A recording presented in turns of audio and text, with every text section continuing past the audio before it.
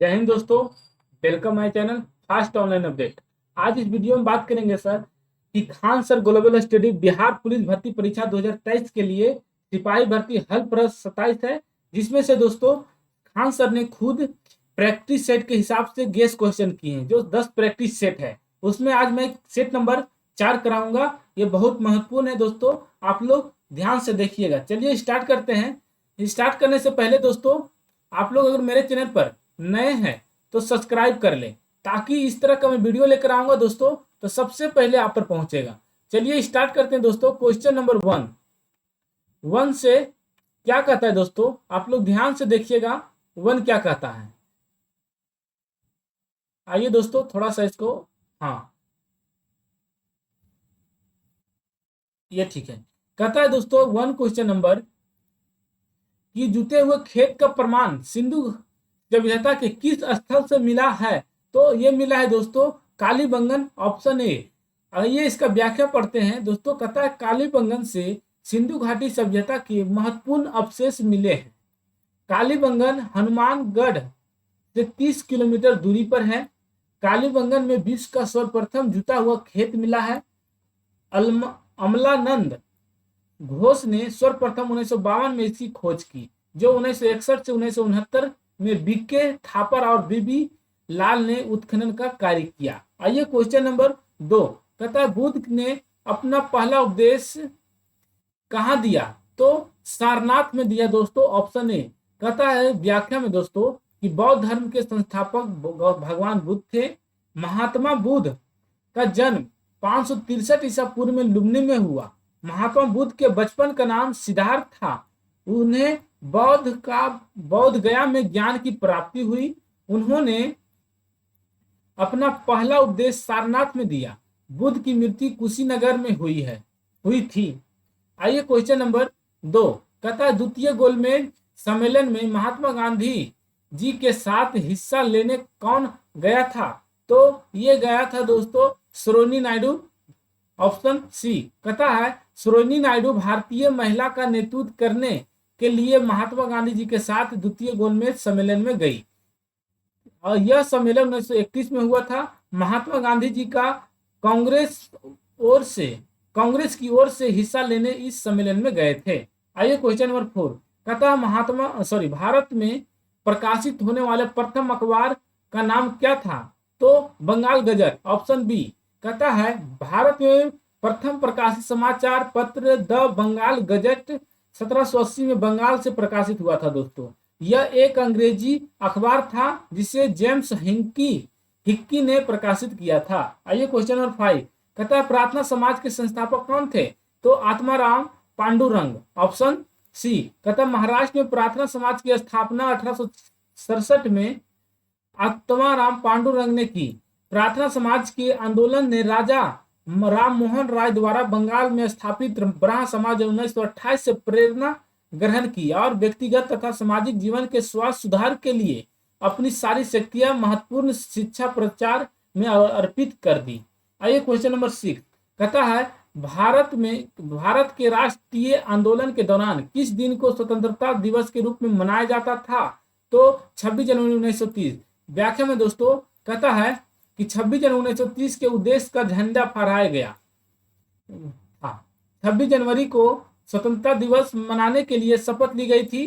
26 जनवरी 1930 को देश के पहले प्रधानमंत्री जवाहरलाल नेहरू के नेतृत्व में इंडियन नेशनल कांग्रेस ने अंग्रेजी हुकूमत के खिलाफ पूर्ण स्वराज का ऐलान किया था। आइए क्वेश्चन नंबर 7। कहता है काकोरी रेलगाड़ी लूटपाट की कल्पना रामप्रसाद बिस्मिल और किसने की थी। तो असफर खा, ऑप्शन सी। यहाँ देखिए दोस्तों नीचे है। आइए इसका व्याख्या पढ़ते हैं दोस्तों। कहता है काकोरी रेलगाड़ी लूटपाट की कल्पना रामप्रसाद बिस्मिल और अफसर खा उल्ला ने की थी। यह ऐतिहासिक घटना 9 अगस्त 1925 ईस्वी को काकोरी नामक स्थान पर डाउन ट्रेन में डाका डालकर सरकारी खजाने को लूट लिया गया। हिंदुस्तान रिपब्लिकन एसोसिएशन के 10 सदस्य ने इस पूरी घटना को अंजाम दिया था। आइए क्वेश्चन नंबर 8। कहता महिलाओं के मताधिकार से संबंधित सफ्रागेट मूवमेंट किस देश में चलाया गया था। तो ये ग्रेट ब्रिटेन में चलाया गया था दोस्तों, ऑप्शन ए। कहता है 19वीं शताब्दी तक ब्रिटेन सहित यूरोप में महिलाओं को मताधिकार से वंचित रखा गया। सफ्रागेट मूवमेंट ग्रेट ब्रिटेन में चलाया गया। चुनाव में वोट देने का अधिकार महिलाओं को भी होना चाहिए। 19वीं सदी के अंत में फिनलैंड, आइसलैंड, स्वीडन और पश्चिमी अमेरिका राज्य में महिलाओं को मतदान करने का अधिकार प्राप्त हुआ। आइए क्वेश्चन नंबर 9। अमेरिका के स्वतंत्रता युद्ध के दौरान ब्रिटेन के विरुद्ध लड़ने के लिए थॉमस पेन के किस काम को उपनिवेशी लोगों को प्रेरित किया था? तो ये सामान्य बुद्धि, ऑप्शन डी। कहता है व्याख्या में दोस्तों, अमेरिका के स्वतंत्रता युद्ध के दौरान ब्रिटेन के विरुद्ध लड़ने के लिए थॉमस पेन ने सामान्य बुद्धि के उपनिवेश के लोगों को प्रेरित किया था। थॉमस पेन एक लेखक, आविष्कारक, बुद्धिजीवी और अमेरिका के संस्थापक लोगों में से एक थे। आइए क्वेश्चन नंबर 10। कहता है भारत के संविधान सभा के अध्यक्ष कौन थे? तो doctor Rajendra Prasad, option B. कहता भारतीय संविधान सभा के अध्यक्ष डॉक्टर राजेंद्र प्रसाद थे, जबकि अस्थायी अध्यक्ष सचिदानंद सिन्हा थे। संविधान सभा का गठन कैबिनेट मिशन के सिफारिश के बाद संविधान को बनाने के लिए किया गया था, जिसे 26 नवंबर 1949 को पारित किया गया। आइए क्वेश्चन नंबर 11। कहता प्रांतीय संविधान समिति के अध्यक्ष कौन थे? तो सरदार वल्लभ भाई पटेल, ऑप्शन ए। आइए इसका व्याख्या पढ़ते दोस्तों। कहता भारतीय संविधान की प्रांतीय संविधान समिति के अध्यक्ष सरदार वल्लभ भाई पटेल थे। संविधान सभा के सदस्य राज्यों की सीमाओं से निर्वाचित सदस्य द्वारा चुने गए थे। इस सभा के प्रमुख सदस्य जवाहरलाल नेहरू, सरदार वल्लभ भाई पटेल, डॉक्टर राजेंद्र प्रसाद, श्यामा प्रसाद मुखर्जी और अब्दुल कलाम आजाद थे। आइए क्वेश्चन नंबर 12। कहता है संविधान में समवर्ती सूची का प्रावधान किस देश से लिया गया? तो ऑस्ट्रेलिया से, ऑप्शन सी। कहता है समवर्ती सूची का प्रावधान ऑस्ट्रेलिया से संविधान से लिया गया। इसके अतिरिक्त संविधान प्रस्तावना की भाषा, केंद्र एवं राज्य की बीच संबंध तथा शक्तियों का विभाजन, व्यापार, वाणिज्य और संसद के दोनों सदनों की संयुक्त बैठक को ऑस्ट्रेलिया के संविधान से लिया गया है। आइए क्वेश्चन नंबर 12 के बाद 13 क्या कहता है दोस्तों? राज्य के अंदर 13 कहता है दोस्तों, राज्य के अंदर संवैधानिक शासन व्यवस्था को असफलता पर राष्ट्रपति के शासन का प्रावधान किस अनुच्छेद में सूचीबद्ध किया गया? तो अनुच्छेद 356, ऑप्शन डी। कहता है संविधान के अनुच्छेद 356 के अनुसार यदि कोई राज्य संवैधानिक शासन व्यवस्था में असफल रहता है तो राष्ट्रपति वहां अनुच्छेद 356 के तहत राष्ट्रपति शासन लगाया जा सकता है। यह अधिनियम 6 महीने के लिए लगाया जा सकता है, 3 वर्ष तक बढ़ाया जा सकता है। राष्ट्रपति शासन के अंतर्गत राज्य का विधानमंडल भंग किया जा सकता है। आइए क्वेश्चन नंबर 14। कहता है संविधान का कौन सा अनुच्छेद रूल ऑफ लॉ का विस्तृत उल्लेख करता है? तो अनुच्छेद 14, ऑप्शन बी। संविधान का 14वां अनुच्छेद के रूल ऑफ लॉ विधि के शासन को मूल अधिकार को श्रेणी में शामिल किया गया है। तथा विधि का शासन न्याय, समानता और निष्पक्षता पर बल देता है। इसी कारण विधि का शासन समाज के कुछ व्यक्तियों की इच्छा से नहीं बल्कि सर्वसाधारण जनमानस की इच्छा अनुरूप करता है। आइए क्वेश्चन नंबर 15 कहता है भारत के केंद्रीय मंत्री को खाली स्थान मतलब किसकी सलाह पर और किसकी द्वारा नियुक्त किया जाता है? तो भारत के केंद्रीय मंत्री को प्रधानमंत्री के सलाह पर और राष्ट्रपति द्वारा नियुक्त किया जाता है, ऑप्शन ए।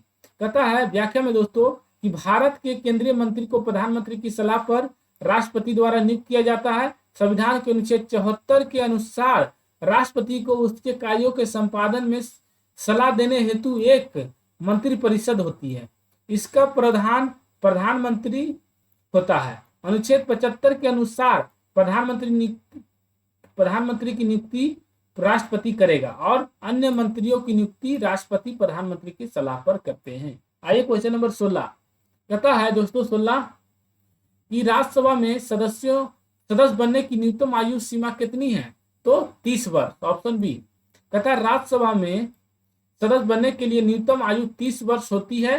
राज्यसभा सांसद का उच्च सदन है।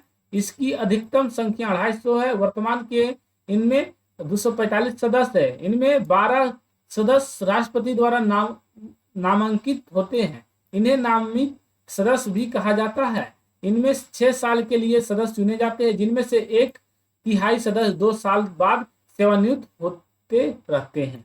आइए क्वेश्चन नंबर 17 कहता है पंचायत चुनाव के लिए योग्य व्यक्ति के लिए निर्धारित न्यूनतम आयु सीमा क्या है? तो 21 वर्ष। ऑप्शन ए कहता है पंचायत चुनाव लड़ने के लिए इच्छुक उम्मीदवारों की न्यूनतम आयु 21 वर्ष होनी चाहिए। 21 वर्ष से कम उम्र वाले मतदाता चुनाव में हिस्सा नहीं ले सकते। एक ही व्यक्ति एक साथ एक से अधिक पद के लिए चुनाव लड़ सकता है, परंतु उन्हें अलग अलग पद के लिए अलग नामांकन पत्र देना होता है। आइए क्वेश्चन नंबर 18 कहता है दोस्तों भारत की विदेश नीति आधारित है किस पर? तो गुटनिरपेक्ष की नीति पर है।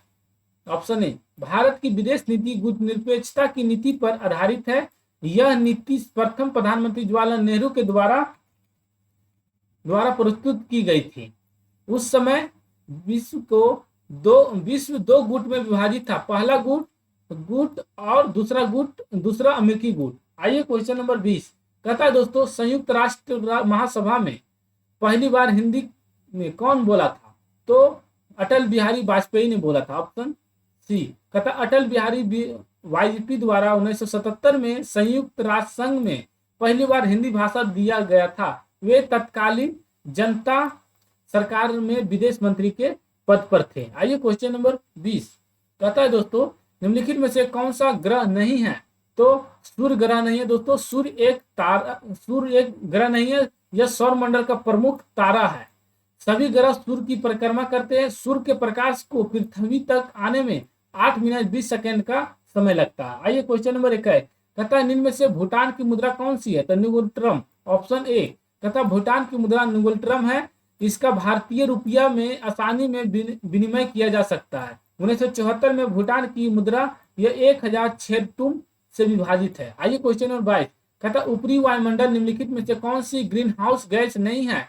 तो सल्फर डाइऑक्साइड। ऑप्शन बी कहता है ऊपरी वायुमंडल sulphur dioxide green house gas नहीं है। ऊपरी वायुमंडल की ओजोन परत धूम कोहरा के कारण नष्ट हो रही है। ओजोन परत के कारण ही पृथ्वी पर जीवन संभव है। यह सूर्य की उच्च आवृत्ति के पराबैंगनी प्रकाश को अवशोषित कर लेती है, जो पृथ्वी के लिए हानिकारक है। आइए क्वेश्चन नंबर 23 कहता है दोस्तों मृत सागर कहाँ यहाँ स्थित है? तो मतलब इजराइल में स्थित है। ऑप्शन बी मृत सागर इजराइल जॉर्डन फिलिस्तीन के किनारे पर स्थित है। इस दुनिया का सबसे निचला बिंदु कहा जाता है। मृत सागर में मुख्यतः जॉर्डन नदी और अन्य छोटी नदी आकर गिरती है। आइए क्वेश्चन नंबर 24 कहता सोमोसी प्रवाह देखा जाता है मंडी सुपरवाइजर 2016 में। तो ये हिंद महासागर में देखा जाता है। कहता है सोमोसी प्रवाह हिंद महासागर में देखा जाता है। हिंद महासागर दुनिया का तीसरा सबसे बड़ा महासागर है। यह हिंद महासागर से 46 डिग्री से 55 डिग्री पूर्वी देशांतर पृथक करती है। मेडागास्कर हिंद महासागर में स्थित है, जो विश्व का चौथा बड़ा द्वीप है। आइए क्वेश्चन नंबर 25 कहता है दोस्तों कौन सी प्राकृतिक गैस पाइपलाइन एशिया में नहीं है? तो रूबी पाइपलाइन नहीं है दोस्तों। ऑप्शन डी कहता है व्याख्या में दोस्तों रूबी पाइपलाइन एक प्राकृतिक गैस पाइपलाइन है जो एशिया में नहीं है। यह संयुक्त राज्य अमेरिका में है। पूर्व पश्चिम गैस पाइपलाइन को EWPL कहा जाता है, जो काकीनाड़ आंध्र प्रदेश से भरूची गुजरात तक गैस के परिवहन के लिए एक परियोजना है। आइए क्वेश्चन नंबर 26 कहता है निम्नलिखित भारतीय राज्यों से किस में से कर्क रेखा नहीं गुजरती है दोस्तों? तो ये उत्तर प्रदेश से नहीं गुजरती दोस्तों, बाकी राजस्थान त्रिपुरा मिजोरम से गुजरती है। आइए व्याख्या में पढ़ते हैं दोस्तों। कहता है कर्क रेखा उत्तर प्रदेश से होकर नहीं गुजरती है। यह भारत में झारखंड गुजरात राजस्थान मध्य प्रदेश पश्चिम बंगाल छत्तीसगढ़ त्रिपुरा और मिजोरम से गुजरती है।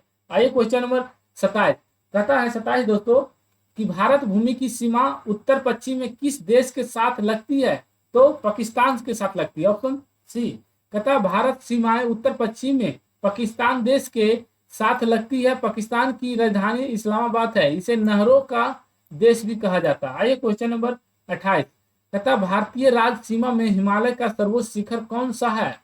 तो यह है दोस्तों कंचनजंगा, ऑप्शन बी। तथा भारतीय राज्य सीमा पर हिमालय का सर्वोच्च शिखर है कंचनजंगा का है। यह विश्व की सबसे बड़ी चोटी है, इसका ऊंचाई 8586 मीटर है। आइए क्वेश्चन 29 कहता है निम्नलिखित में से किस नदी का उद्गम भारत के बाहर है? तो यह है ब्रह्मपुत्र नदी, ऑप्शन ए। कहता ब्रह्मपुत्र नदी का उद्गम हिमालय के उत्तर तिब्बत में होता है, यह चीन में है। ब्रह्मपुत्र नदी को यरलुंग त्योंगपो कहा जाता है। सतलज, तिस्ता, तोसी, लोहित, बराक ब्रह्मपुत्र की सहायक नदियां हैं। बांग्लादेश में ब्रह्मपुत्र को जमुना के नाम से जाना जाता है। आइए क्वेश्चन नंबर 30 कहता है निम्न में से कौन सा जानवर भारत में स्थानीय प्रजापति वे जानवर जो केवल एक ही भौगोलिक क्षेत्र में रहते हैं का उदाहरण नहीं है? तो दोस्तों तो गाय नहीं है उदाहरण में, हो गया ऑप्शन जी। कहता है भारत में गाय जानवर स्थानीय प्रजाति का उदाहरण नहीं है। स्थानीय प्रजाति वह प्रजाति होती है जो जानवर केवल एक ही भौगोलिक क्षेत्र में रहते हैं। एक सींग वाला गेंडा, बंगाल टाइगर और मिथुन भारत में पाए जाने वाली स्थानीय प्रजाति के उदाहरण है। आइए क्वेश्चन नंबर 31 कहता है दोस्तों राजकोषीय घाटा को कैसे परिभाषित किया जा सकता है? तो इसको परिभाषित किया जा सकता है दोस्तों, राजकोषीय घाटा बराबर होता है कुल व्यय मतलब राजस्व प्रतियां प्लस गैर पूंजीगत प्रतियां, ऑप्शन सी। आइए इसका व्याख्या पढ़ते हैं दोस्तों। कहता राजस्व घाटा तब होता है जब सरकार के कुल खर्च उसकी अनुमति आय से ज्यादा होते हैं। सरकार के राजस्व खर्च और राजस्व प्रतियों के बीच के अंदर को राजस्व घाटा कहा जाता है।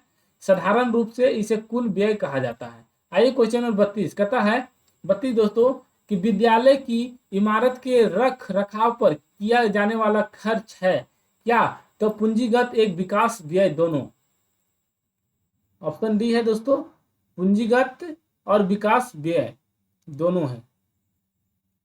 आइए दोस्तों इसके व्याख्या पढ़ते हैं। व्याख्या में कहता है विद्यालय की इमारत के रख रखाव पर किए जाने वाला खर्च पूंजीगत एवं विकास व्यय कहलाता है। सरकार द्वारा निर्मित विभिन्न संपत्तियों पर हुई खर्च को पूंजीगत व्यय कहा जाता है। आइए क्वेश्चन नंबर 33 कहता मान्यता अनुसार महाभारत की लड़ाइयां कुरुक्षेत्र में कितनी दिन तक लड़ी गई थी? तो ये लड़ी गई थी दोस्तों 18 दिन तक, ऑप्शन सी। आइए दोस्तों व्याख्या में कहता है महाभारत हिंदुओं का धार्मिक पौराणिक ऐतिहासिक और दार्शनिक ग्रंथ है। यह विश्व का सबसे लंबा साहित्य ग्रंथ है। इस ग्रंथ को हिंदू धर्म में पंचम वेद माना जाता है। महाभारत में 11 करोड़ इकाई दाई सैकड़ा हजार 10,000 लाख मतलब 11 लाख श्लोक है। महाभारत की रचना वेद व्यास ने की थी और महाभारत को वेदव्यास जी द्वारा उन रचने में 3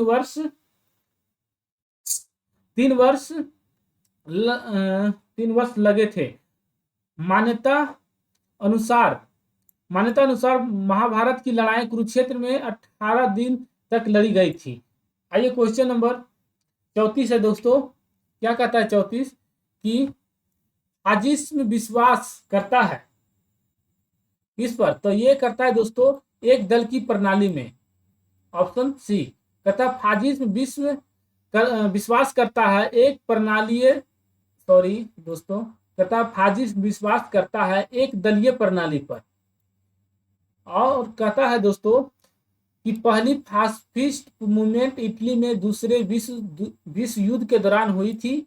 यह आंदोलन समाजवाद या साम्यवाद के विरुद्ध नहीं आपूर्ति उदारवाद के विरुद्ध था। आइए क्वेश्चन नंबर 35 कहता है 22 दिसंबर जिस दिन प्रतिभाशाली श्रीनिवास रामानुज का जन्म हुआ था वह दिन एक प्रकार मनाया जाएगा। तो वो मनाया जाएगा दोस्तों राष्ट्रीय गणित दिवस। रामानुज बहुत गणितज्ञ थे दोस्तों। आइए श्रीनिवासन रामानुजन एक महान भारतीय गणितज्ञ थे। उन्होंने विश्लेषण एवं संख्या सिद्धांत के क्षेत्रों में गहन योगदान दिए। इनका जन्म तमिलनाडु में हुआ था। इनके कार्यों से प्रभावित गणित के क्षेत्र में हो रहे काम को लिए 22 दिसंबर को राष्ट्रीय गणित दिवस की स्थापना की गई। आइए क्वेश्चन नंबर 36 का था दोस्तों, माघ मेला खालिस्तान के दिन शुरू होता है, तो ये मकर संक्रांति के दिन शुरू होता है। कहता हिंदू पंचांग के अनुसार मकर संक्रांति के दिन माघ महीने में यह मेला आयोजित किया जाता है। यह भारत के सभी प्रमुख तीर्थ स्थलों पर मनाया जाता है। आइए क्वेश्चन नंबर 37 कहता है, वह गुण जिस कारण कोई पदार्थ वायुमंडल की नमी सोख लेता है वह कहलाता है प्रस्वेदन। Option B प्रस्वेदन। कहता प्रस्वेदन पसीना निकलने या लाने की प्रक्रिया या भाव है। रसायन शास्त्र के अनुसार किसी चीज पर की जाने वाली वह प्रक्रिया जिससे वह चीज हवा नमी के कारण पसीजने या लगने लगती है। कहता है निर्जलीकरण को इंग्लिश में डिहाइड्रेशन कहते हैं। तो शरीर में पानी की कमी का परिणाम होता है। यह परिस्थिति तब होती है जब शरीर से निकलने वाली पानी का मात्रा दिन भर में ली जाने वाली पानी की मात्रा अधिक हो जाती है। दो या दो से अधिक तत्वों को मिश्रित रूप को पृथक करना निथारना कहलाता है। आइए शुद्ध करने के लिए क्रिया या भाव शोधन कहलाता है। आइए क्वेश्चन नंबर 38 कहता है, पादप कोशिका में निम्नलिखित में से किसमें विभाजन की क्षमता होती है? तो ये होती है शीर्षस्थ विभोजतक में। Option D. कहता पादप ऊतक को दो प्रकार होते हैं, विभोज्योतक तथा विभोज्योतक। विभोज्योतक में विभाजन क्षमता पाई जाती है। यह ऊतक पौधे में वृद्धि और विकास के लिए उत्तरदायी होता है। विभाज्योतक मुख्यतः 3 प्रकार के पाए जाते हैं जो निम्नलिखित हैं। कहता है शीर्ष विभाज्योतक, पार्श्व विभाज्योतक, अंतर्देशीय विभाज्योतक। आइए क्वेश्चन 39 कहता है ऊतक जो पौधे में जल परिवहन में मदद करता है तो वो जाइलम होता है। Option B. आइए दोस्तों इसका व्याख्या पढ़ते हैं। कहता है कि जाइलम ऊतक का एक जाल पूरे पेड़ में फैला होता है जो निकायों के आकार का होता है। पौधे में जल का परिवहन करता है। जड़ के द्वारा पौधे मिट्टी से जल को अवशोषित करते हैं। इस जल में पौधे के विकास के लिए अन्य आवश्यक खनिज तथा लवण में विलय के रूप में विद्यमान होते रहते हैं। फ्लोएम एक जटिल अस्थायी ऊतक है जो संवहन बंडल के अंदर पाया जाता है। तथा जाइलम और फ्लोएम के अलावा पत्तियां मुख्यतः पैरेकाइमा कोशिकाओं से बनी होती है। आइए क्वेश्चन नंबर 40 कहता वसीय पदार्थ ज्यादा खाने से होता है क्या? तो मोटापा होता है। Option A. कहता वसीय पदार्थ यानी कि वसा से भरा हुआ पदार्थ, और इस बात से तो कोई भी अनजान नहीं है कि यदि हम वसा खाएंगे तो हम मोटे होते जाएंगे। यह अब ओबेसिटी नामक रोग भी उत्पन्न करता है तथा हृदय रोग भी इसी से होते हैं। आइए क्वेश्चन नंबर 41 कहता है शरीर में ध्वनि तंत्र को क्या कहा जाता है? तो ये लॉरिंक्स कहा जाता है। Option A. कहता है दोस्तों लॉरिंक्स को स्वर यंत्र भी कहा जाता है। यह मनुष्य में मौजूद होता है। यह मनुष्य में श्वास नली से ऊपर तथा फेरिंक्स के नीचे की ओर स्थित होता है और इसे अंदर 2 वाक तंतु होते हैं जो कि आपस में कंपन करके आवाज बनाते हैं। आइए क्वेश्चन नंबर 42 कहता एल्बो ज्वाइंट किस प्रकार का ज्वाइंट है? तो यह है हिंज ज्वाइंट। Option D. आइए दोस्तों इसका व्याख्या पढ़ते हैं। कहता है कोहनी संयुक्त एक उदाहरण है जो केवल बल और अग्रभुज के विस्तार की अनुमति देता है। काज जड़ों के अन्य उदाहरण है घुटने के जोड़, टखने के जोड़ और जोड़े के बीच की अंगुलियां और पैर की अंगुलियां हैं। आइए क्वेश्चन नंबर 43 कहता है वंशानुगत स्थानांतरण की इकाई है क्या? तो जीन है। Option A. कहता अनुवांशिकता की मूलभूत इकाई जीन है, यानी कि इसी से हमारी अनुवांशिक विशेषताओं की जानकारी होती है। जैसे आंखों का रंग कैसा होगा, तो बालों का रंग कैसा होगा, यह जानकारी कोशिकाओं के केंद्र से स्थित जिस तत्व में रहती है उसे डीएनए कहते हैं। जीन शब्द का प्रयोग सबसे पहले जोहान्स ने किया था। आइए क्वेश्चन नंबर 44 कहता है शरीर में आयोडीन की कमी से कौन सी बीमारी होती है? तो घेंघा होती है। Option D. कहता आयोडीन की कमी से घेंघा, गर्भपात, शारीरिक विकास में रुकावट, मृत बच्चा पैदा होना, काम करने से थकान, कमजोरी, विकलांगता, मंदबुद्धि, बौनापन, भंगापन जैसे रोग हो सकते हैं। खंड मुख्य चिकित्सा अधिकारी डॉक्टर हरकेन ने साल्ट टेस्टिंग किट से नमक में आयोडीन की मात्रा की जांच प्रक्रिया को बारे में जानकारी दी।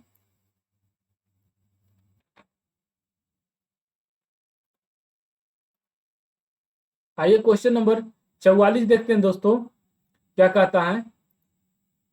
क्वेश्चन नंबर 44 कहता है दोस्तों,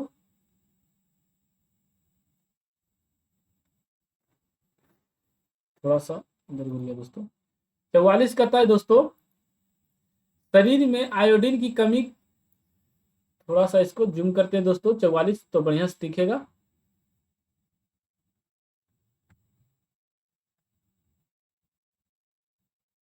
कहता है शरीर में आयोडीन की कमी से कौन सी बीमारी होता है, तो बता दिए दोस्तों। आइए 45 कहता है दोस्तों, मशरूम किसका उदाहरण है? तो ये कवक का उदाहरण है, फंगी। कहता है कि मशरूम कवक का उदाहरण है, इसमें क्लोरोफिल नहीं पाई जाती, जिसके कारण इनमें प्रकाश संश्लेषण की प्रक्रिया नहीं होती है। यह मृतोपजीवी तथा परजीवी के रूप में अपना जीवन जीते हैं। आइए क्वेश्चन नंबर 46 कहता अस्थि सुपरुषता मतलब ऑस्टियोपोरोसिस की कमी से होता है क्या? तो कैल्शियम होता है।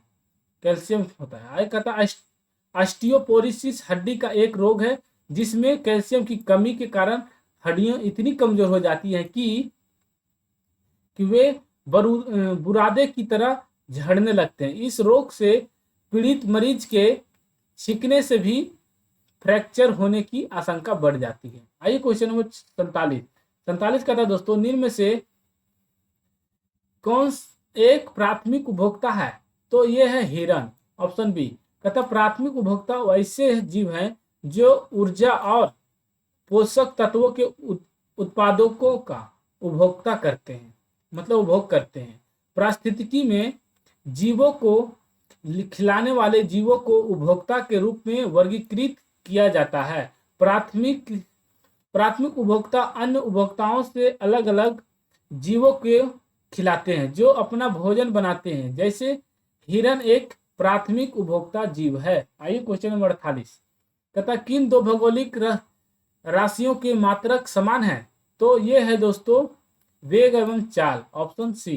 कहता वेग का मात्रक मीटर पर सेकेंड है और चाल का एसआई मात्रक भी मीटर पर सेकेंड है, जबकि बल का न्यूटन, ऊर्जा का जूल, त्वरण का मीटर पर सेकेंड स्क्वायर तथा दूरी का एम है। आइए क्वेश्चन नंबर 49 कहता एक पहाड़ी पर चढ़ते हुए वाहन का ड्राइवर गियर का अनुपात रखता है कितना? तो 1 के बराबर या उससे अधिक। कहता है जब एक व्यक्ति अपने वाहन को एक पहाड़ी पर चढ़ाता है तो उस समय अपने वाहन का गियर अनुपात 1 के बराबर या उससे अधिक रखना होता है। आइए क्वेश्चन नंबर 50 कहता है एक गोली टकराती है और एक अनुप्रस्थ घर्षणहीन मेज पर पड़े एक ठोस ब्लॉक में फंस जाती है। इस प्रक्रिया में कौन सी भौतिक राशि सुरक्षित है? तो केवल संवेग सुरक्षित है। Option B. कहता है इसका व्याख्या में दोस्तों, जब एक गोली टकराती है और एक अनुप्रस्थ घर्षणहीन मेज पर बड़े ब्लॉक में धंस जाती है, इस प्रक्रिया में संवेग भौतिक राशि सुरक्षित रहती है। संवेग द्रव्यमान तथा वेग का गुणनफल होता है।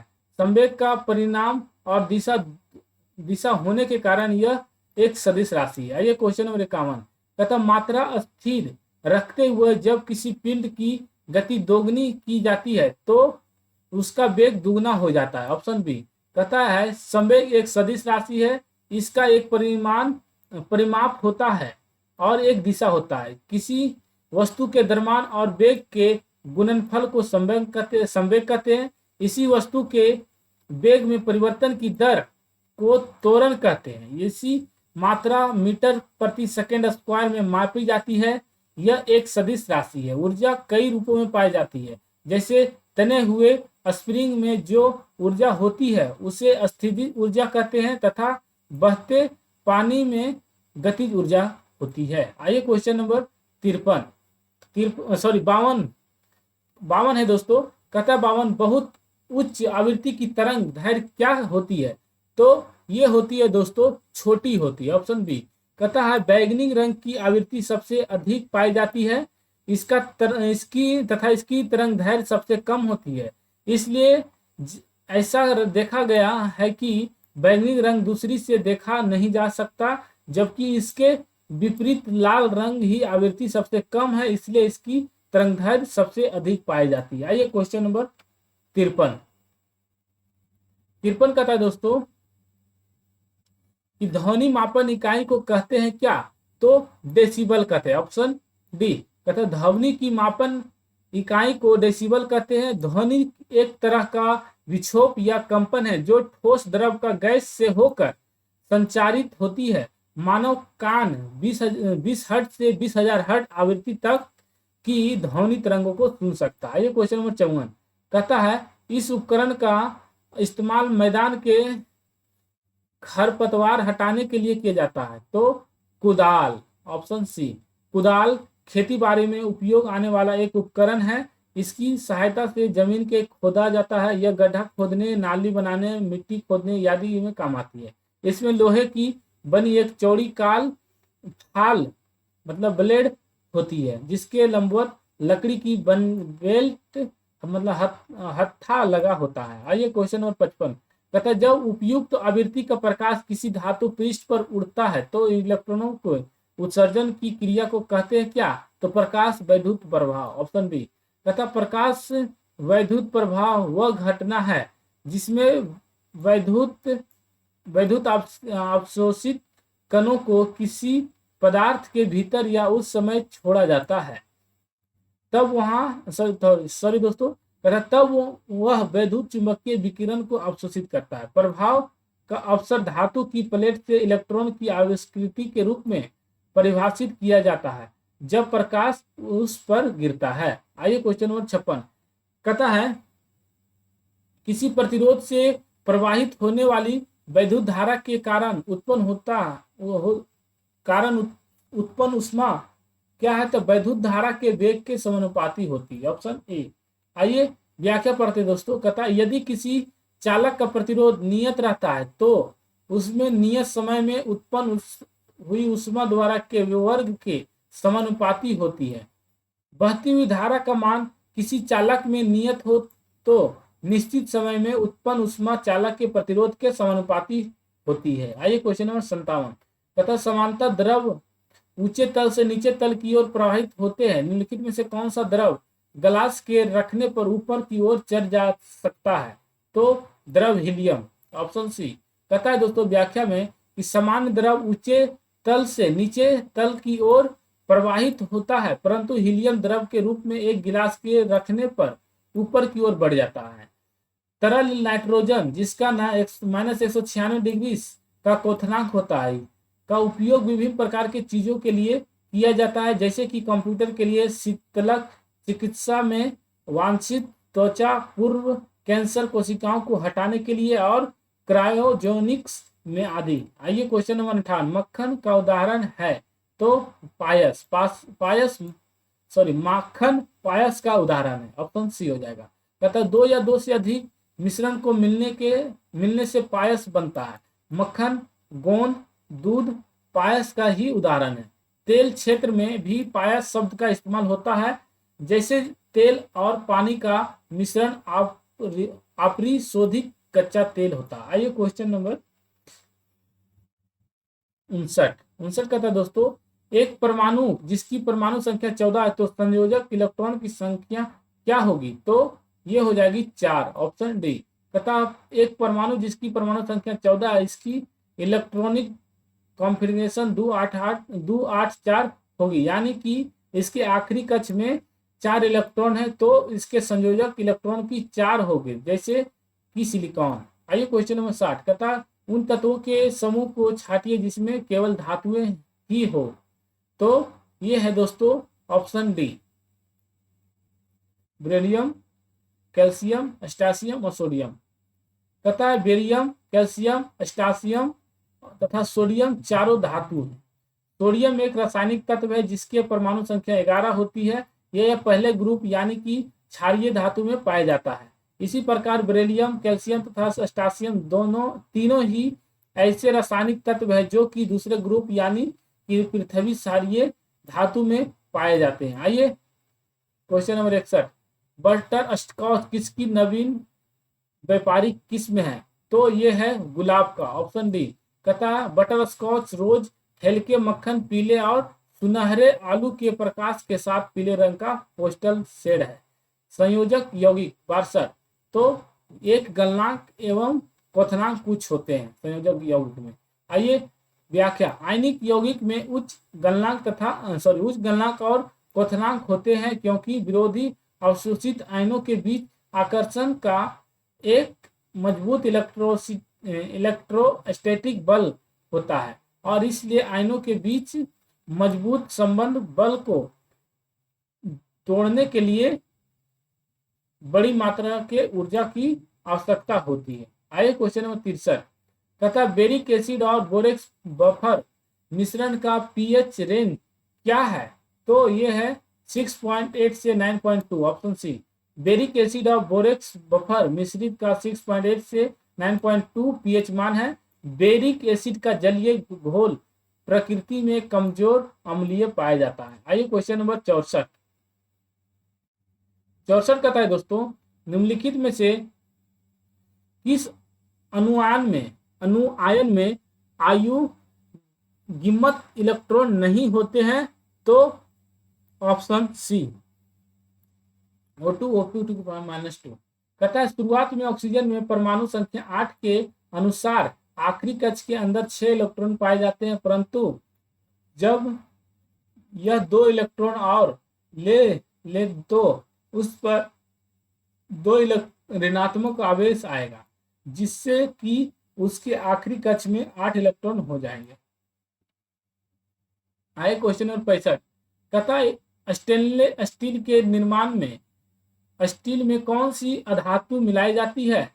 तो कार्बन मिलाई जाती है, ऑप्शन सी। कहता स्टेनलेस स्टील कम से कम 10.5% क्रोमियम, 1.2% कार्बन और अन्य मिश्र धातु तत्वों से युक्त स्टील है।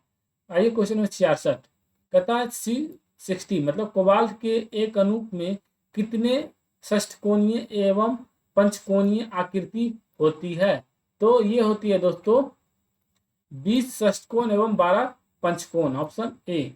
आइए इसका व्याख्या पढ़ते हैं। कहता है कि कार्बन 60 को बकमिस्टर फुलेरे ने भी कहा जाता है तथा इसके अंदर 12 पंचकोण तथा 20 षष्ठकोण पाए जाते हैं और यह दिखने में एक फुटबॉल की गेंद जैसा लगता है।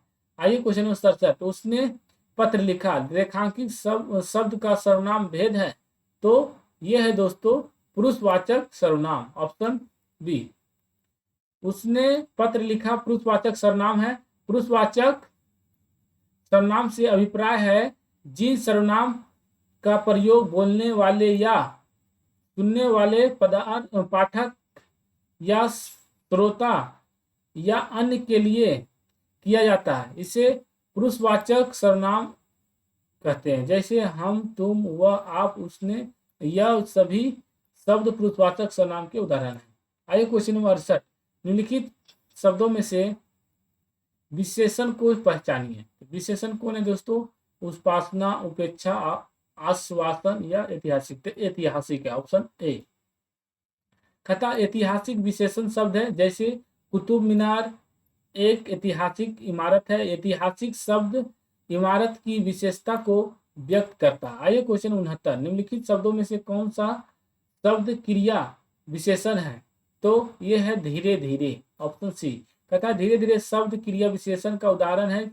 क्रिया विशेषण से अभिप्राय है जो शब्द किसी क्रिया की विशेषता को प्रकट करते हैं वे क्रिया विशेषण कहलाते हैं। जैसे राहुल धीरे धीरे चलता है, इस वाक्य में चलना क्रिया है, धीरे धीरे क्रिया विशेषण का विशेषता है, क्रिया की विशेषता है।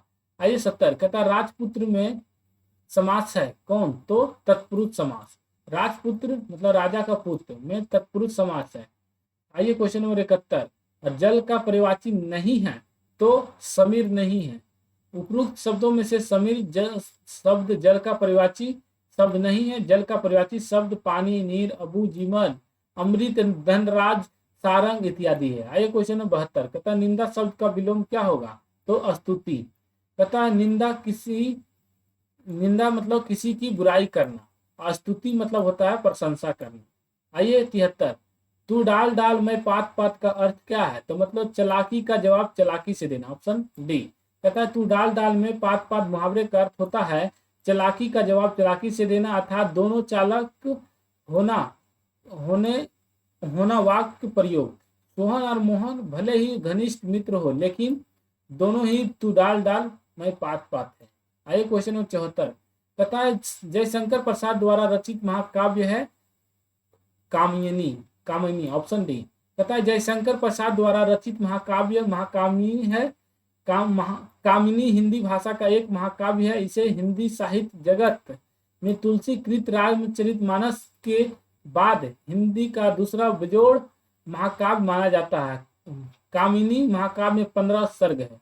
कहता है 75 दोस्तों कि परहित शरीर सरिस धर्म नहीं, भारत पर पीड़ा सम नहीं अधमाई, ये पत्तियां किस कवि ने लिखी है, तो ये लिखी है तुलसीदास ने, ऑप्शन डी। कहता है दोस्तों परहित अर्थात परोपकार को मनुष्य का सबसे बड़ा धर्म बताया है, वहीं दूसरे को कष्ट पहुंचाने से बड़ा कोई अधर्म नहीं है।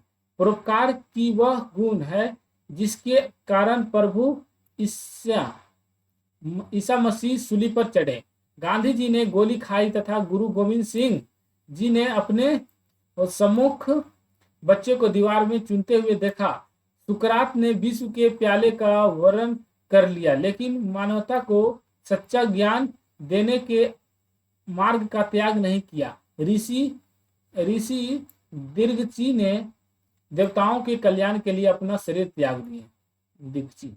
आइए क्वेश्चन नंबर 76 कहता है तू का उच्चारण होता है कहां से, तो ये दंत से होता है, ऑप्शन डी। कहता तू का उच्चारण स्थान दंत से है। दंत से अभिप्राय है दंत की सहायता से उत्पन्न ध्वनियां है। अंत व्यंजनों का उच्चारण करते समय जीभ का आगे भाग दंत के स्पर्श करता है, उससे दंत व्यंजन कहते, जैसे त वर्ग, त तथा ध, त थ द ध न, ये सभी दंत व्यंजक है। आइए क्वेश्चन नंबर 77 कहता है fill in the blank with suitable article, let us play Khalistan chess, तो क्या हो जाएगा, नो आर्टिकल। खेल के लिए हम आर्टिकल का प्रयोग नहीं करते हैं, इसलिए ये उत्तर सही होगा। आइए 78 कहता है select the appropriate model for the expression given if you do that again you Khalistan be punished, फिर तो हो जाएगा इसका दोस्तों सेल, ऑप्शन बी। धमकी के लिए हम सेल का प्रयोग करते हैं और इसमें धमकी दी गई है, इसलिए सेल का प्रयोग सही होगा। आइए क्वेश्चन नंबर 79 कहता है fill in the blanks with appropriate preposition selecting from the given option. कहता है इंडुलेंस खालिस्तान drink is one of the roads to ruin, तो ये हो जाएगा दोस्तों इंडुलेंस इन ड्रिंक। आइए B use in indicate colour shape and size, ये एग्जांपल है दोस्तों। आइए क्वेश्चन नंबर 80 कहता है AVARICIOUS, इसका साइन क्या होगा, एवरीक्यूअस, तो इसका सामने हो जाएगा ग्रीडी मतलब होता है लालची दोस्तों, स्मार्ट मतलब होशियार, हैप्पी मतलब खुश और लेजी मतलब आलसी। आइए क्वेश्चन नंबर 81 कहता है select the substitution that we express opposite side meaning of word, इसका रिव्यू प्लस का रिप्लुसिव REPULSIV इसका दोस्तों क्या पूछा, अपोजिट, तो इसका हो जाएगा दोस्तों अट्रैक्टिव, ऑप्शन डी। इसका हो जाता है दोस्तों इंडिस्यू मतलब अभद्र, डोल मतलब अस्तुत, अल्टरनेटिव मतलब चौकस, अल्टर एट्रैक्टिव मतलब मोह लेने वाला। ऑप्शन आइए 82। कहता my father stand very sorry my father stand every never to enable me to get stead in life, तो इसका हो जाएगा work very hard, option B. कहता है टायर्ड ऑल ट्रिक्स, सभी कोशिकाओं की होती है, टायर्ड ऑल ट्रिक मतलब सभी कोशिकाओं की, वर्कड वेरी हार्ड मतलब परिश्रम से काम करना, और स्पेंड ए हंग अमाउंट मतलब बड़ी रकम को लगाना, और ब्रीफ्ड एट सर्वल होता है रिश्वत दी। आइए question number 83। Pick out the correct sentence, तो इसमें करेक्ट सेंटेंस कौन है दोस्तों, तो ये हो जाएगा my book is here where is yours, option C. कहता है B option will correct by grammar rule. आइए क्वेश्चन नंबर 84। कहता है plain the blank with suitable option, he was Khalistan from all charge lives against him, तो ये हो जाएगा option A EXONERATED एक्सनॉटेड। आइए इसका कहता है एक्सनॉटेड का अर्थ दोष मुक्त है, और प्रश्न के अकॉर्डिंग यह सही आएगा क्योंकि चार्ज में देश मुक्त कर दिया गया था। आइए question 85। In the following question forward are given in each question out of which only one word is correctly split, find the correctly split word, तो ये हो जाएगा ऑप्शन बी। आइए क्वेश्चन नंबर 86। कहता है choose the word which best express the meaning of logical, तो ये हो जाएगा दोस्तों रेशनल, ऑप्शन बी। रिस्पॉन्सिबिलिटी मतलब उत्तरदायी, रिस्पॉन्सिबिलिटी, और रेशनल मतलब तर्कसंगत, और एडुकेटेड मतलब शिक्षित, और इम्प्रॉपर मतलब अनुचित। आइए क्वेश्चन नंबर 87। कहता है जिस प्रकार मेढक से सांप संबंधित है उसी प्रकार मेढक से क्या संबंधित है, तो मक्खी, ऑप्शन ए। जिस प्रकार मेढक के सांप से संबंधित उसी प्रकार मेढक से मक्खी संबंधित है, क्योंकि सांप मेढक को खाता है और इसी प्रकार मेढक मक्खी को खा जाता है। आइए क्वेश्चन नंबर 88। कहता है किसी कुछ भाषा में बटर को कोड में ये लिखा जाता है, तो मिल्क को ये लिखा जाता है, तो इस कुछ भाषा में क्या किया जाता है, तो देखिए दूध बी है 2 दोस्तों, बी है 2, इसमें 3 जोड़ेंगे तो 5 हो जाता है, यू 21 होता है, 21 में 3 जोड़ेंगे 21 और 3 24 हो जाता है, 24 पर x होता है, टी 20 होता है, 20 में 3 जोड़ेंगे तो दोस्तों 23 होता है, डब्ल्यू पर 23, यहाँ भी 23, ये 5 3 8, 5 में h हो जाएगा। इसी प्रकार इसमें तो एम 13 13 3 16, 16 पर पी 3 3 जुट रहा है दोस्तों, तो इसमें भी 3 जोड़ देंगे, ये 5 है, 5 में 3 जोड़ेंगे तो क्या हो जाएगा 8, 8 पर होता है एच देखिए यहाँ है, बाकी ये दोनों तो हो नहीं सकता ऑप्शन, ये दोनों छाटिए, एक में 3 जोड़ेंगे तो 4, 4 पर डी होता है, डी यहाँ भी सेम है, डी यहाँ भी सेम है दोस्तों। उसके आर 18, 18 3 21, 21 पर होता है यू 21 पर होता है, तो ऑप्शन हो जाएगा बी। आइए क्वेश्चन नंबर 89। कहता है राम पश्चिम की ओर 12 किलोमीटर गाड़ी चलाता है, वह दक्षिण की ओर मुड़कर 3 किलोमीटर चलता है, फिर वह पूर्व की ओर मुड़ता 8 किलोमीटर सफर तय करता है, वह अपने प्रारंभिक स्थल से कितनी दूर है। देखिए दोस्तों इसका यहाँ बताया गया है कि 12 किलोमीटर, इसको थोड़ा छोटा करते हैं दोस्तों तो आपको समझ में आएगा।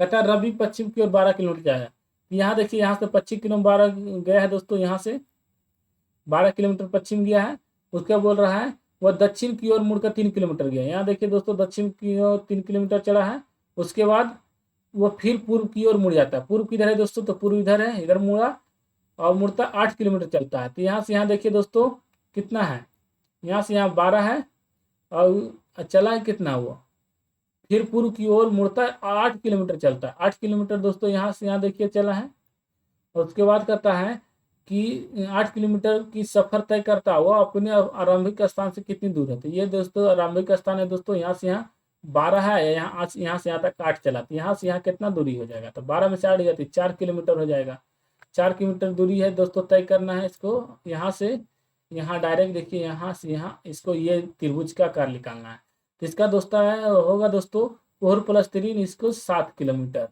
7 किलोमीटर किधर हो जाएगा दोस्तों? यहाँ ऑप्शन सी हो जाएगा। 4 यहाँ से यहाँ चलेगा और इधर से इधर 3 चलेगा, 4 3 7। आइए क्वेश्चन नंबर दोस्तों 90 है दोस्तों। जरा इसको सोल्व करते हैं। देखिए 90 क्या कहता है कि यदि बीते कल के पहले का दिन शुक्रवार था, यदि कल के दिन, बीते कल के दिन शुक्रवार था, ये मतलब कल बीते दिन ये हो गया दोस्तों, कल के दिन शुक्रवार था, तो आने वाले दिन, अगले दिन बाद कौन होगा? आने वाले दिन के आज के दिन कौन हो जाएगा? तो ये हो जाएगा ये रविवार, ऑप्शन ए वीर रविवार। उत्तर वीर रविवार होगा दोस्तों। आइए आगे देखते हैं। कहता है निम्नलिखित शब्दों में शब्दकोश के अनुसार व्यवस्थित कीजिए। तो देखिए दोस्तों, निम्नलिखित में शब्द व्यवस्थित करना है।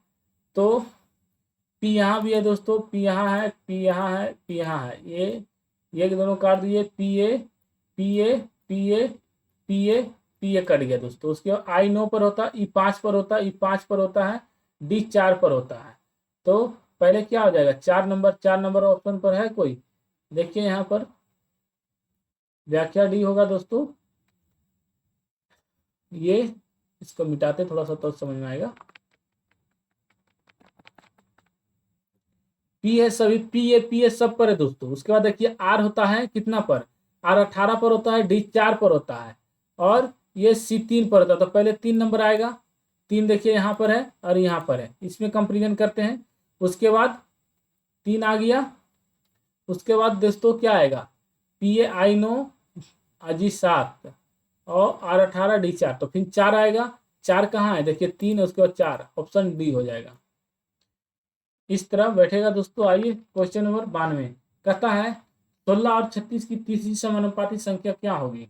16 36 का बट्टे हो जाएगा, ठीक है, 16/36। और कहता है तीसरा समानुपाती क्या होगा? तो इसको देखिए 36 एक्स मान के निकालना। एक्स बराबर हो जाएगा 36 × 36 बटे ये गुना में तो भागा आ जाएगा। 16 से काट दे 4 16 और 4 9 36, फिर 4 9 36, 81 हो जाएगा। 9 से 9 गुना करके ऑप्शन हो जाएगा बी। आइए क्वेश्चन नंबर 93 कहता है दोस्तों राम अपनी चीजें श्याम की तुलना में 25% सस्ती बेचता है। तो राम और श्याम है 25% सस्ती, मतलब ये 75 में बेचता है, ठीक है। उसके बाद किंतु वे हरी की तुलना में 25% महंगा बेचता है। हरी दोस्तों इतना है, ऐसे 25 मतलब अधिक बेचता है। तो ये 100 ये यहाँ इसका रूल है दोस्तों। यहाँ जिसके खाली स्थान पर खाली भर दीजिए। यहाँ 100 है तो 100 भर दिए, यहाँ 25 है तो 25 भर दिए, 125। अब इसको काटिए दोस्तों। 100 से 100 नहीं कटेगा इसको। अब इसको देखिए दोस्तों, इसका सोल्व कीजिएगा तो 5 से कटेगा। 5 से काटिए, 5 से काटिएगा तो 20 25 100, और 5 से 15 25 75, और 5 से काटिएगा तो 20 25 100। फिर से 5 से कटेगा तो 4 5 25 5 20, और 5 15 और 5 20। और कटेगा दोस्तों, हाँ अभी और कटेगा। यहाँ कटेगा 20 हो जाएगा, 5 20, और यहाँ 5 दूनी 10 और 5 5 25, और 5 दूनी 10 5 5 25, और कटे देगा 5 5 25 और 5 5 25 और 5 20, और कटेगा दोस्तों, और इधर नहीं कटेगा। इस तरह गुना कीजिएगा ये दोनों तो आ जाएगा 20, यहाँ हो जाएगा 15, यहाँ हो जाएगा 12। और इसको पूछा क्या दोस्तों? तो दोस्तों यहाँ पर करा है कि तदनुसार हरी की चीजें श्याम की तुलना में कितनी प्रतिशत सस्ती है। तो श्याम की तुलना में कितनी प्रतिशत सस्ती है? हरी ये है दोस्तों, और श्याम, हरी और श्याम की तुलना में कितना सस्ती है? तो 8% सस्ती है। किससे सस्ती है? तो हरी श्याम से। तो 20 आ जाएगा नीचे, गुने 100, 20 यहाँ हो जाएगा 20 चौक 20 25 100, 20 25 100 और 8 25 40, 40% हो जाएगा। 40% हो गया, ऑप्शन सी। आइए क्वेश्चन नंबर 94 कहता है दोस्तों ट्रेनों की गति के माध्य के अनुपात इतना है, ठीक है। यदि दूसरी ट्रेन 4 घंटे में 400 किलोमीटर दूरी तय करता, प्रथम ट्रेन की गति क्या? गति होता है दोस्तों देखिए दूसरी ट्रेन की गति होगा दूरी बटे चाल, 100 किलोमीटर गति, और पहली ट्रेन के दूरी बटे चाल हो गया, इसको काटिएगा तो आ जाएगा 87.5 किलोमीटर। आइए आगे देखते हैं दोस्तों। 95 कहता है दोस्तों ABC एक कार्य को क्रमशः 14, 6 और 12 दिनों में पूरा कर जाता है। 14, 6 और 12 दिनों में कर सकता है, तो इसका एलसीएम लेके दोस्तों निकालिएगा, 6 यूनिट, 14 यूनिट और 7 यूनिट आ जाएगा। ठीक है, एलसीएम लेने के बाद तो पूछा है कि एक साथ काम करने वाले हुए कार्य को पूरा कितना दिन में करेगा। ठीक है, तो एक दिन में टोटल काम है, इसका एलसीएम लीजिएगा तो दोस्तों तो 84 आ जाएगा। ठीक है, टोटल 84 आएगा 14, 6 और 12 का, तो 14 छक 84 हो गया, और 14 इंटू 6, 14 छक 84, यहाँ 6 यहाँ आ गया, 6 से भाग करेंगे 84, 14 यहाँ आ गया, और बर्ष सत्य 84, इस तरह हो गया, यूनिट इसका निकल गया दोस्तों। और पूछा है कि तीनों मिल करके एक साथ काम करे तो पूरे काम को कितना करेंगे, टोटल काम कितना है 84 है, टोटल कितना कौन करेगा, तो 14, 6, 20 और 7, 27, 27 यूनिट है टोटल, तो 27 से भाग कर देंगे तो आ जाएगा 3 नंबर 27, और 3 दूनी 6, और 3 दूनी 6 और 2 3 अठी 24, तो आ जाएगा 28/9, 28/9 हो गया दोस्तों ऑप्शन सी। आइए दोस्तों क्वेश्चन नंबर 96, कह रहा एक कक्षा के 40 विद्यार्थियों का औसत वजन 48 किलोग्राम है। एक नए विद्यार्थी को भर्ती से वह औसत जब 48.1 किलोग्राम को गया तो नए विद्यार्थी का वजन पता कीजिए। तो देखिए दोस्तों 40 विद्यार्थियों का औसत वजन 48 है, कुल वजन 48 गुने 40 करेंगे 1920 हो गया दोस्तों। नए विद्यार्थी को आने से वजन 48.1 हो जाता है, पहले कितना था 48, तो एक वन बढ़ा है दोस्तों, तो नए विद्यार्थी का वजन एक बढ़ा है, कितना में से 41/10, इसको काटा कीजिएगा 4.1 आएगा, तो 4.1 48 में जोड़ दे तो 52.1 आ जाएगा, 52.1 यहाँ डी में है। आइए 97 कहता है कि अदौंतपुर शिक्षक केंद्र निम्न में से किस राज्य में अवस्थित था, तो बिहार में, ऑप्शन बी। आइए 98 कहता है सोन और गंगा नदी का संगम बिहार के किस जिले में स्थित है, तो ये है पटना में, ऑप्शन बी, ऑप्शन बी। आइए क्वेश्चन 99 कहता प्रधानमंत्री नरेंद्र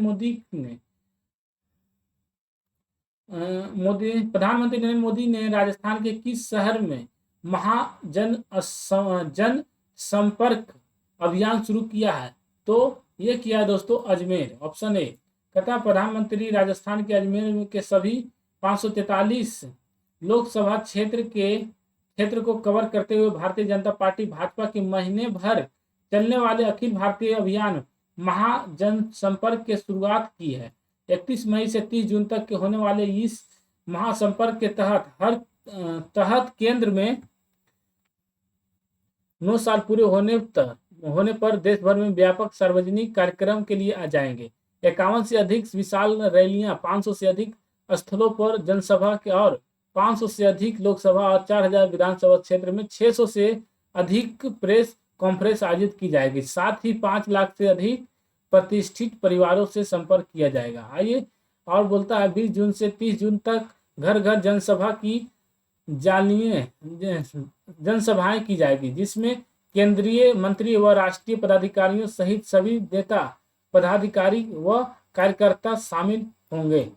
आइए क्वेश्चन नंबर 100 कहता है दोस्तों कि हाल ही में बालासोर में एक बड़ा हादसा हुआ। बालासोर किस राज्य में स्थित है, ये स्थित है दोस्तों ओडिशा में। कहता है 2 जून 2032 को चेन्नई जाने वाली 2023, दो गलत है दोस्तों। कहता है 2 जून 2023 को चेन्नई जाने वाले कोरोमंडल एक्सप्रेस जो 10-12 डिब्बे शाम करीब 7 बजे पटरी से उतर गए और बगल के ट्रैक पर गिर गए।